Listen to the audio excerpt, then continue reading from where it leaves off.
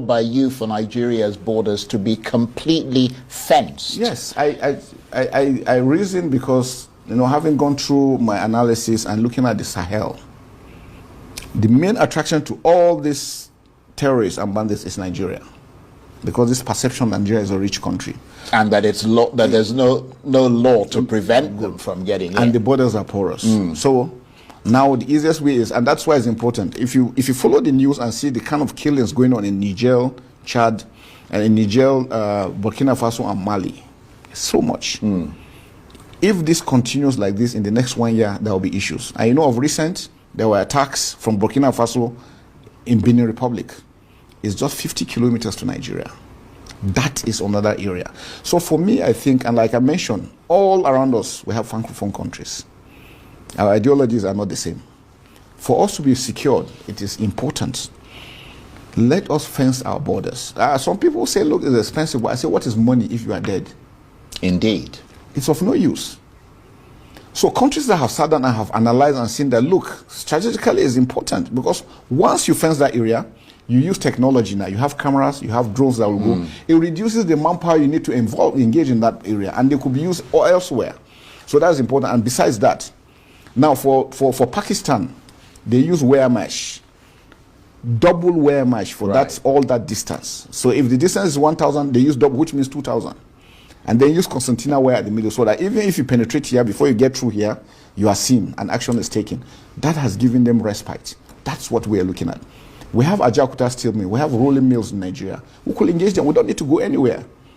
We just tax them from here. They can produce what we need, and then we deploy. Now you see the level of employment opportunities we're going to bring in building those aspects. And the most critical one for us now, even if we were to start, let's start with Nigeria and Niger.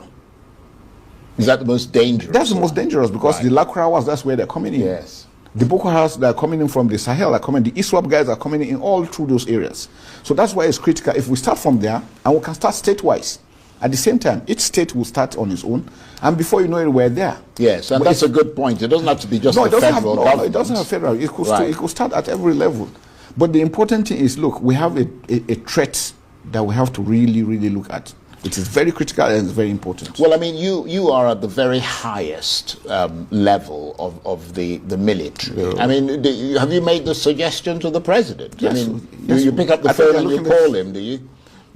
I don't call the president. I meet you meet him in person. Yeah, definitely. Yes, because I mean, apart from the fact that, as you correctly identified, that it will be hugely expensive. Because I mean, in that video, people probably didn't see it, but you talked about the how long the borders are. I mean, you're talking about over 1,000 kilometers all around.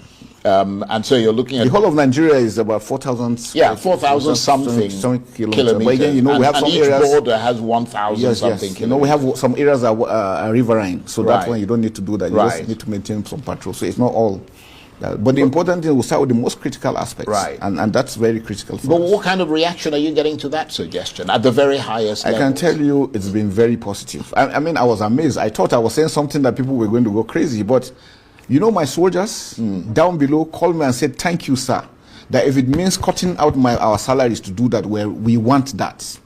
Well, people are suggesting, based on what you said, that instead of cutting the salaries of the military, who we need, why don't they stop that Lagos to Calabar highway and put the money there? So that because I mean, what you're saying is critical. Yeah. No, well, I'm just trying to buttress the fact that even the soldiers down below think it is critical and it's important for us to do that. I've met people have sent to me, look, during my researches, I wrote about the borders. I talked to people about it, and people laughed at me and said it was impossible.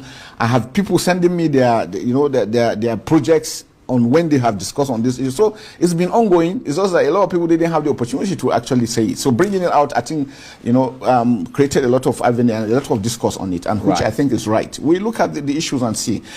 If we think doing the concrete wall is well, we look at wire mesh, but we must protect our borders. And the idea of putting manpower all through is not possible. Definitely we can hold that. Well, we're fast running out of time, and I know you're busy, so we appreciate your being here.